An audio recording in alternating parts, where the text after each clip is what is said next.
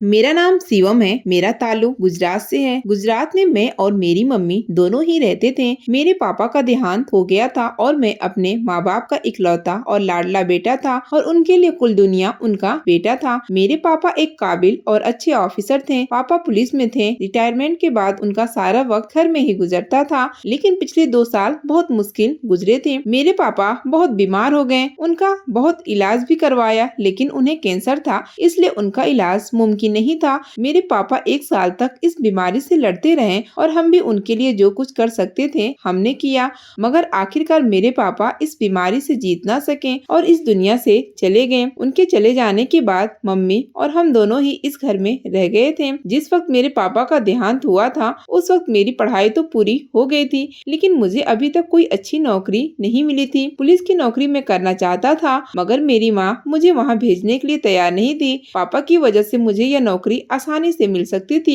लेकिन मम्मी का कहना था कि पुलिस की नौकरी में बहुत बड़ा रिस्क है, कुछ भी हो सकता है और मैं इनका इकलौता बेटा हूँ और मुझे खोना नहीं चाहती। पापा को तो वो खो चुकी हैं और अब उनके बाद मैं ही उनका सब कुछ हूँ, इसलिए मेरी मम्मी मुझे पुलिस में जाने न देती और कहीं नौकरी के लिए जाता तो वहाँ पर कोई बात न बनती। हमारे 2 घर थे। एक घर मेरे पापा ने पहले बनाया था जो मेरे दादा का था, और एक घर जब उनकी रिटायरमेंट के बाद उन्हें पैसे मिले थे तो उन्होंने एक जगह जमीन खरीद कर पहले से रखी हुई थी, वहीं पर एक घर बनवा लिए। इस नए घर में हम खुद रहने लगे थे, जबकि पुराना घर हम लोगों ने किराए पर दे दिया था। किराए वाले घर से जो किराया आता था उसी से हमारा गुजारा हो रहा था, लेकिन मैं किस तरह से हाथ पर हाथ रखकर कैसे बैठ जाता। वैसे भी जिस तरह के हालात चल रहे थे ऐसे में ज्यादा नौकरियां आती नहीं थी, और अगर कोई नौकरी नजर भी आ जाती और मैं वहाँ पर जाता तो वह नौकरी मुझसे पहले ही या तो किसी और को मिल जाती या फिर सारा कुछ हो जाने के बाद भी मुझे दफ्तर की तरफ से न बुलाया जाता। इस तरह से मैं पिछले 1 साल से धक्के खा रहा था और अब तो मुझे ऐसा लगने लगा था कि जैसे कोई अच्छी नौकरी मेरे हिस्से में ही नहीं। नौकरी न मिलने की वजह से मैं बहुत परेशान रहता था और फिर इसके बाद से मैंने कहीं भी आना जाना पूरी तरह छोड़ दिया। एक तरह से मैं ना उम्मीद हो गया था, जबकि मम्मी मुझे इस तरह से परेशान देखकर और भी परेशान हो जाती और मेरे लिए हर वक्त दुआएं करती। मुझे यही समझाती कि उन्हें पैसों की जरूरत नहीं है, जो भी घर का किराया आता है इससे गुजारा हो रहा है। मैं इस मामले में ज्यादा परेशान न हुआ करूं और अपनी सेहत का ख्याल रखा करूं। लेकिन जो कुछ भी था, मैंने इतनी पढ़ाई की थी, इसके बाद मुझे एक अच्छी नौकरी नहीं मिल रही थी, तो ये बात मेरे लिए परेशानी और दुख की बात थी। मगर क्या किया जा सकता था। खामोशी से घर में वक्त गुजारता, अपने दोस्तों से भी मिलने ना जाता। दोस्तों रिश्तेदारों में जब भी जाता तो वो लोग यही सवाल करते कि अभी तक मुझे कोई नौकरी मिली या फिर अभी तक मैं फ्री घूम रहा और घर के किराए से ही गुजारा हो रहा है। सब लोग साथ में ये भी कहते कि इन्हें तो लगता था कि मैं एक अफसर का बेटा हूँ और अपने पापा की तरह लायक बनूंगा, ऐसे भी मुझे तो बड़ी अच्छी नौकरी और बहुत जल्दी मिल जाएगी। लेकिन यहाँ तो हालात ही कुछ और थी। लोगों को इन्हीं कड़वी बातों की वजह से मैंने अपने रिश्तेदारों में भी आना जाना छोड़ दी और किसी से मेरी कोई बातचीत न होती। सारा वक्त मैं अपने कमरे में गुजार देता, जबकि मम्मी खुद ही मेरे कमरे में आती, कुछ देर मेरे साथ बैठकर बातें करती, मुझे समझाती और वापस चली जाती। अब तो मम्मी ने सोच लिया था कि इन्हें कुछ न कुछ तो करना ही पड़ेगा। उन्होंने मेरी शादी करने का इरादा कर ली। सोचा कि शादी हो जाएगी तो घर में रौनक होगी, शायद इस तरह से मेरी तन्हाई खत्म हो जाए और मैं अपनी सोच से बाहर निकल जाऊं। और वैसे भी मैं 25 साल का हो गया था और मेरी मम्मी को लगता था कि ये मेरी शादी के लिए अच्छी उम्र है, क्योंकि पिछले 2 सालों से मैं नौकरी की तलाश में था और मुझे नौकरी नहीं मिली थी और अब तो मैंने नौकरी तलाश करना भी छोड़ दी थी। मगर माँ ने मुझे कभी भी इस बात का ताना नहीं दिया था, क्योंकि घर में किसी चीज की कमी नहीं थी। न सिर्फ घर का किराया आ जाता था, बल्कि गांव में पापा की कुछ जमीनें भी थी, इनसे भी अच्छी खासी रकम आ जाती थी, इसलिए घर में पैसों की तंगी बिल्कुल नहीं थी। लेकिन मुझे अपने आप बेकार लगने लगा था। ऐसा लगता था जैसे मैं किसी काबिल ही नहीं और कुछ नहीं कर सकता। इसी बात ने मेरे अंदर एक एहसास पैदा कर दिया। इसकी वजह से मैंने अपने आप को घर के एक कमरे तक ही कर लिया। इसलिए माँ मेरी शादी करवाना चाहती थी। जब उन्होंने मुझसे इस बात का जिक्र किया तो मैंने फौरन इनकार कर दिया। मैं यह नहीं चाहता था कि मेरी बीवी भी कल को घर आकर मुझे इस बात का ताना दे कि मैं इसके लिए कमा नहीं सकता, जबकि मैं यह बात भी अच्छी तरह से जानता हूँ कि इस घर में जो भी लड़की आएगी इसे किसी चीज की कमी नहीं होगी। मगर मम्मी ने सोच लिया था कि वो मेरी शादी करके ही रहेंगी। उन्होंने मुझे बहुत समझाया और ये कहा कि मैं उनकी ख्वाहिश समझकर हाँ कर दूं। आखिरकार मम्मी की खुशी के लिए मैंने हाँ कर दी, यह सोचते हुए कि मैंने इन्हें और कोई खुशी खुशी तो दी नहीं थी और जो मेरी कामयाबी को देखकर खुश होना चाहती थी, मुझे कामयाब जिंदगी गुजारते हुए देखना चाहती थी, वो खुशी तो शायद मैं उन्हें कभी नहीं दे पाता। ऐसे में सही उन्होंने मेरे रिश्ते तलाश करनी शुरू कर दी। रिश्तेदार में पहले जो लोग मुझे रिश्ता देने के लिए तैयार थे, जिस वक्त मैं अपनी पढ़ाई करने में लगा था और मेरे पापा भी एक अच्छे पद पर थे, तो उन्हें लगता था कि मेरा भविष्य इसी तरह रोशन होगा। तो सभी लोग घर में आते तो यही कहते कि उनकी बेटी मेरी मम्मी की बहू बनेगी, और अब वो ही रिश्तेदार इस तरह से दूर भागते थे कि जैसे मेरा इनसे कोई ताल्लुक नहीं है। वो तो यह बात अच्छी तरह से जानते थे कि उनकी बेटी को इस घर में कभी किसी चीज की कमी नहीं होगी, लेकिन फिर भी बेरोजगार इंसान को कौन अपनी बेटी देता है। यही सोचकर रिश्तेदार में से किसी ने भी रिश्ते के लिए हाँ ना की। मेरी मम्मी को जो लड़की पसंद थी उन्होंने मेरे लिए सोच रखी थी। वो मेरी मम्मी की सहेली की बेटी थी और उन्होंने इस रिश्ते से इनकार कर दिया। ये कहा कि जब मैं किसी नौकरी पर लग जाऊंगा तो फिर वो इस रिश्ते के बारे में सोचेंगी, तब तक मेरी माँ इस बारे में कोई बात न करे। मम्मी ने भी यही सोचा कि नौकरी लगेगी तब की तब देखी जाएगी, और अब जबकि उनकी सहेली ने साफ इनकार कर दिया तो फिर पीछे क्या बाकी रह गया। वैसे भी कुछ दिनों बाद पता चला कि उन्होंने अपनी बेटी का रिश्ता कहीं और तय कर दिया है। माँ को भी इस बात पर गुस्सा था, इसलिए उन्होंने रिश्ते वाली से कहकर मेरे लिए रिश्ता तलाश करना शुरू कर दिया। थोड़े ही दिनों में मेरे लिए बहुत अच्छे अच्छे रिश्ते मम्मी तलाश करने लगी। इनमें से माँ को और मुझे जो लड़की पसंद आई थी वो डॉक्टर थी और अपने माँ बाप की इकलौती बेटी थी। मेरी माँ जब उनके घर रिश्ता देखने के लिए गई तो उन्होंने बताया कि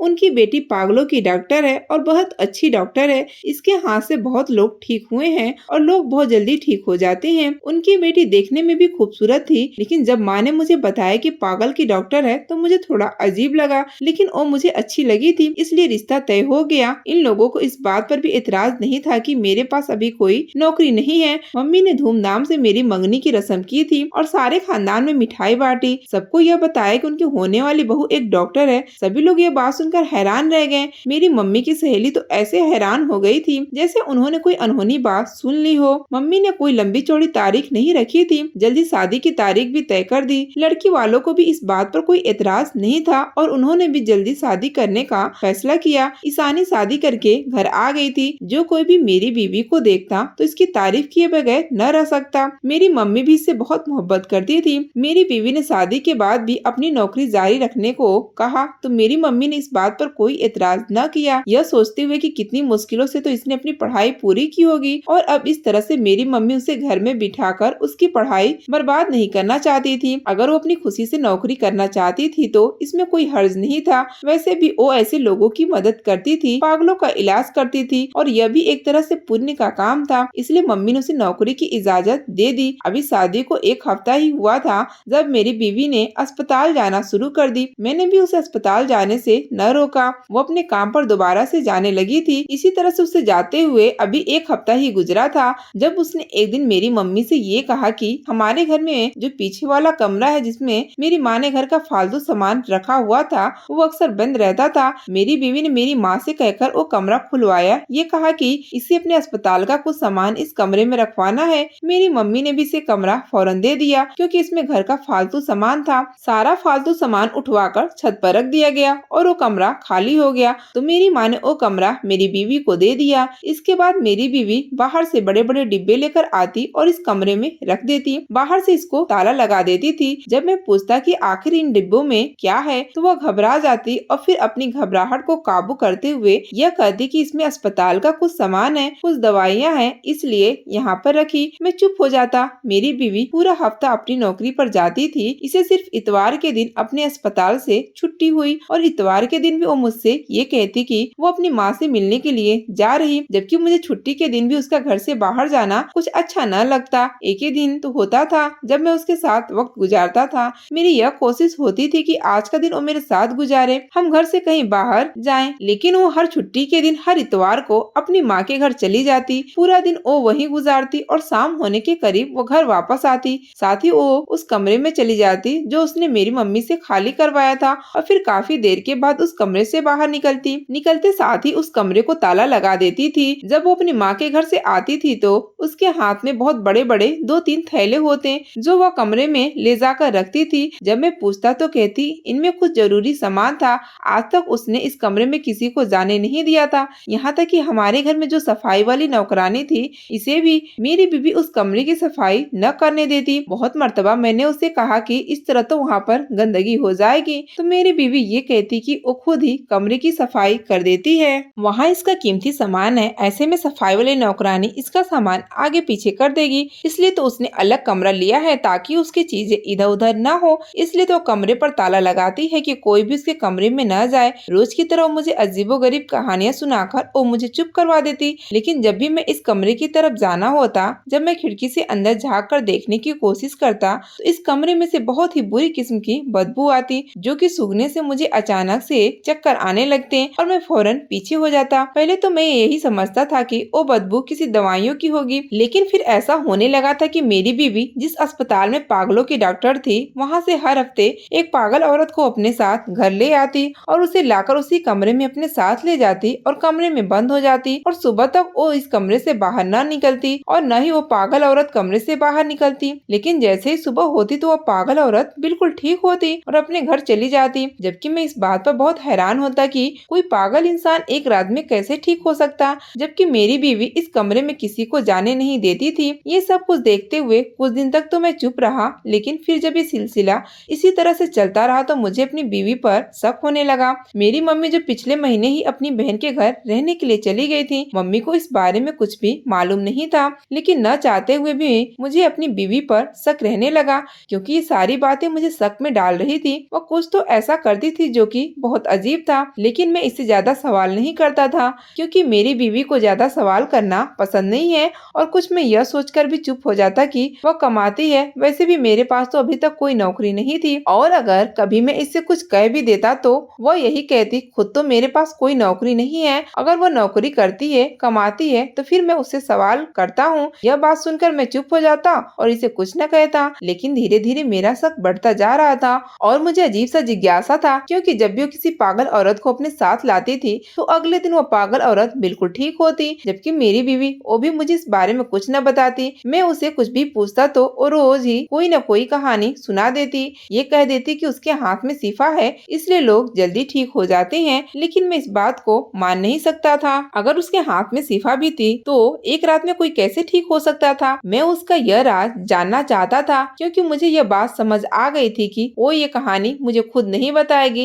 इसके लिए मुझे खुद ही कुछ करना पड़ेगा। कुछ न कुछ तो ऐसा इस कमरे में जरूर था जो वो हम लोगों से छुपा रही थी। जाने क्यों मुझे ऐसा लगता था कि वो हमसे कोई बहुत बड़ी बात छुपा रही है। इसके माँ बाप भी इससे बहुत कम मिलने के लिए आते थे। जब भी जाती थी मेरी बीवी खुद ही उनसे मिलने के लिए जाती और उनके घर से भी मुझे इसी किस्म की अजीबोगरीब किस्म की बदबू आती थी, जो मुझे उस कमरे की खिड़की में से आती थी। और मेरी बीवी हर हफ्ते अपनी माँ से मिलने का बहाना करके अपने घर भी जाती थी, वहाँ से कुछ लाकर इसी कमरे में रख देती और मुझे तो वो देखने भी ना देती कि इसमें क्या है। एक दिन इस तरह से वो फिर एक पागल औरत को अपने साथ लाई और हमेशा की तरह उसे लेकर कमरे में बंद हो गई। मैंने भी इस दिन सोच लिया था कि मुझे इसका राज जानना है, इसलिए मैंने कमरे के बाहर एक सीढ़ी लगाई और कमरे के रोशनदान से अंदर झांकने लगा कि आखिर वो इन पागल औरतों के साथ ऐसा क्या करती थी कि वो एक ही रात में बिल्कुल ठीक हो जाती थी। जैसे ही मैंने इस रोशनदान से अंदर झांक कर देखा तो यह देखकर मेरा रंग उड़ गया कि मेरी बीवी इस पागल औरत को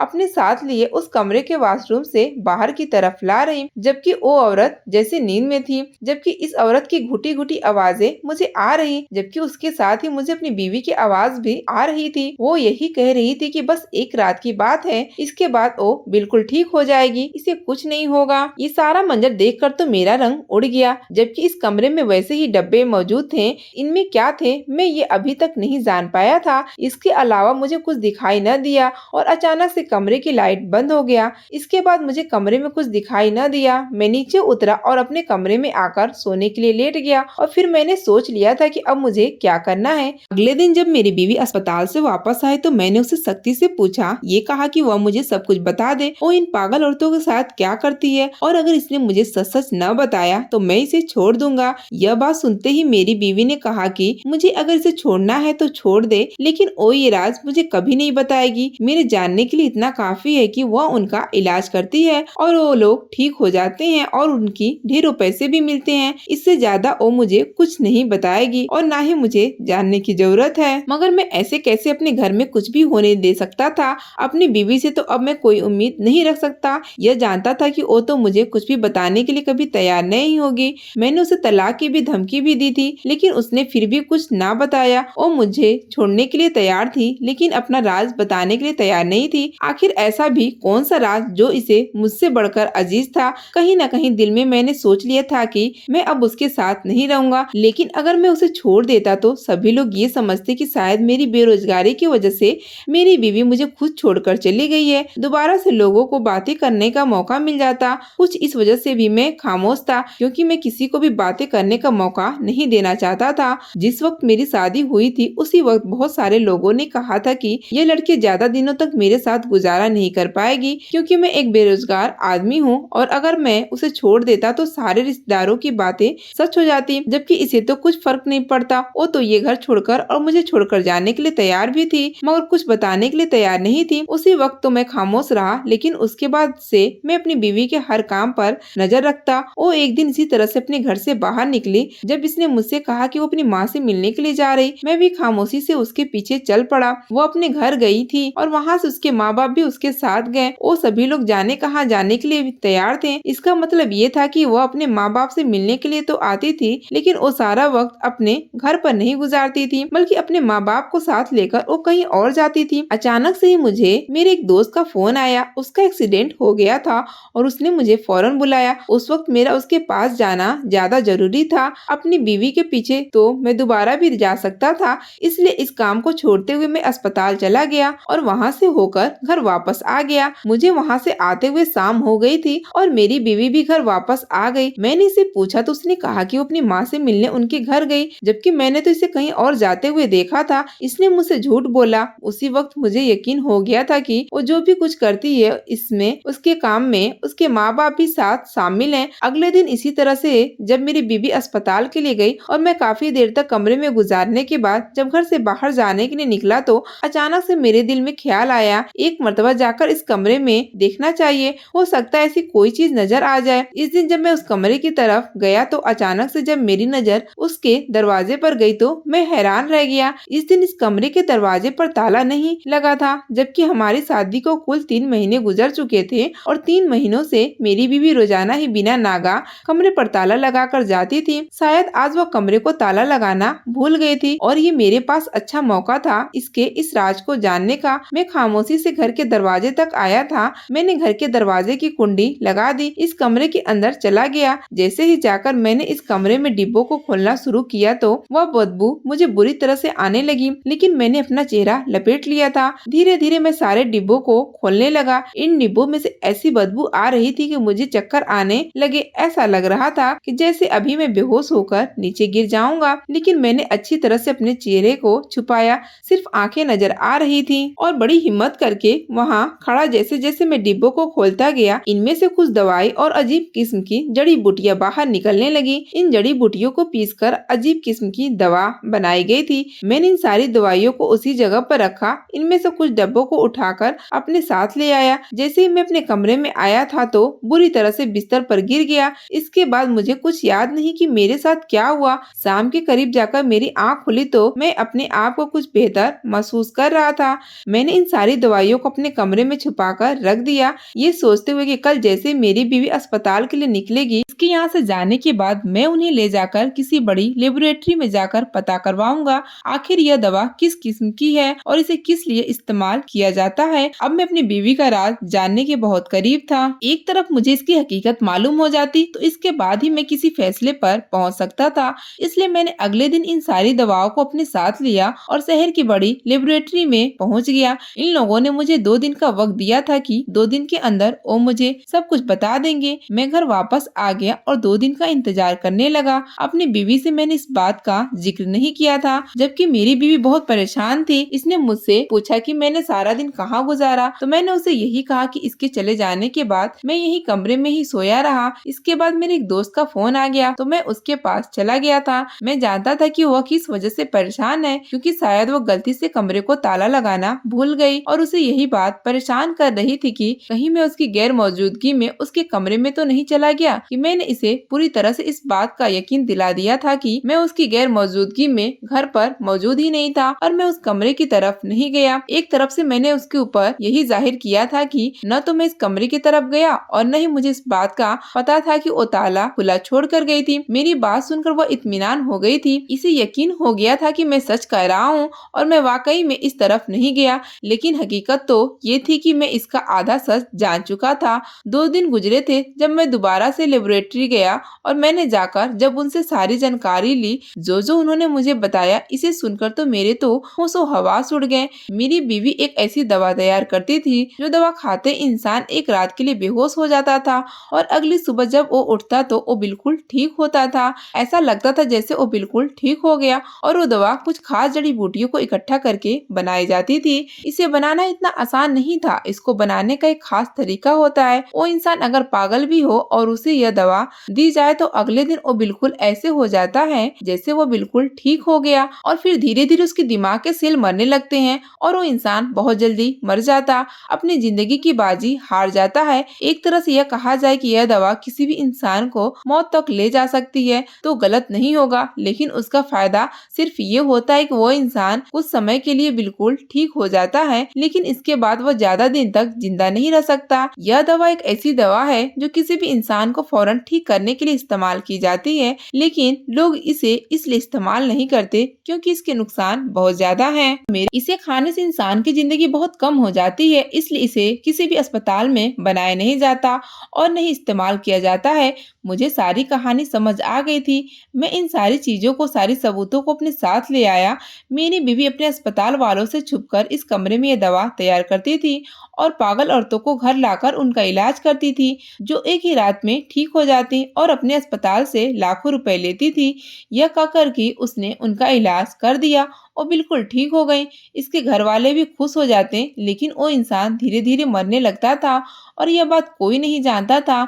मुझे यह बात समझ आ गई थी कि मेरी बीवी ये सब कुछ पैसे के लिए कर रही थी और लोगों की जिंदगियों के साथ खेल रही थी और वो अपने माँ बाप के साथ मिलकर ये काम करती थी। उन्हीं के साथ जाकर वो जड़ी बूटियां खरीद कर लाती थी और मुझसे शादी भी इसने इसलिए की थी ताकि मुझे दबा कर रख सके। उसे ऐसा लगता था कि मैं नौकरी नहीं करता, इसके पैसे पर ऐश करूंगा तो इससे दब कर रहूंगा, इससे कोई सवाल नहीं करूंगा और अपने पैसों के जरिए से वो मेरा मुंह बंद करवा देगी। इसीलिए उसने मुझसे शादी की थी, लेकिन मैं इतनी आसानी से चुप रहने वाला तो बिल्कुल भी नहीं। अपने घर में मैं इतना घिनौना खेल कैसे खेलने देता। वो लोगों की जिंदगियों के साथ खेल रही थी और मैं ऐसे ही खामोश ही नहीं रह सकता। अगले ही दिन मैंने अपनी बीवी से सबके बारे में पूछा तो फौरन मुकर गई। ऐसा कुछ नहीं है। मैंने सारे सबूत पेश किए तो तब भी मेरी बीवी मानने के लिए तैयार नहीं थी और आखिरकार वो मान गई। इसने ये कहा कि अगर वो यह सब कुछ करती भी है तो मैं क्या कर लूंगा।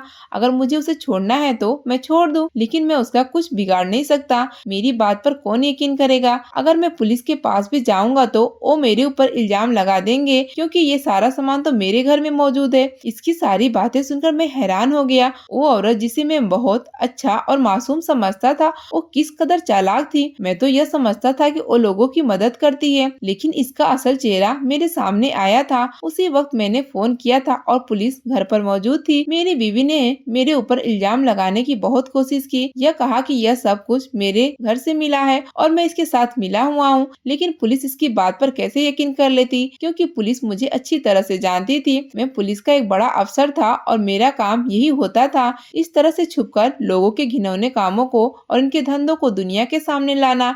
मेरे घर में मेरी बीवी ही ऐसी निकली थी। मेरी बीवी को जेल हो गई थी। इसके साथ उसके माँ बाप को भी इन सारी दवाओं को फेंक दिया गया था और इसके बाद मेरी माँ भी वापस आ गई थी। मम्मी को इस बारे में पता नहीं था, लेकिन मैंने बहुत पहले पुलिस की नौकरी ज्वाइन कर ली थी और मैं खुफिया तौर पर लोगों को पकड़ने के लिए काम करता था। जाहिर है देखने वालों को ऐसा लगता था कि मैं एक बेरोजगार आदमी और कोई कामकाज नहीं करता, लेकिन मैंने बहुत सारे मिशन इसी तरह से पूरे किए थे। अब सब लोगों को इस बात का पता चल गया था कि मैं एक बहुत काबिल अफसर हूँ। मैंने बहुत कारनामे अंजाम दिए थे। सारे रिश्तेदार रिश्तेदार जो कल तक मुझे ऐसे ही समझते थे, मेरे घर आकर मुझे सराहने लगे और मुझे मुबारकबाद देने लगे। इस औरत से शादी भी मैंने जानबूझकर की थी। मुझे इस पर पहले से ही शक था, इसलिए मैंने उससे शादी की ताकि इसके राज को जान सकूं और आखिरकार मैं अपने मकसद में कामयाब हो गया था। जरूरी नहीं होता कि जो चीजें जैसी नजर आती हैं वैसी हो भी। आपको हमारी कहानी अच्छी लगी तो वीडियो को लाइक करें और ऐसी ही अच्छी कहानियां सुनने के लिए चैनल को सब्सक्राइब करें।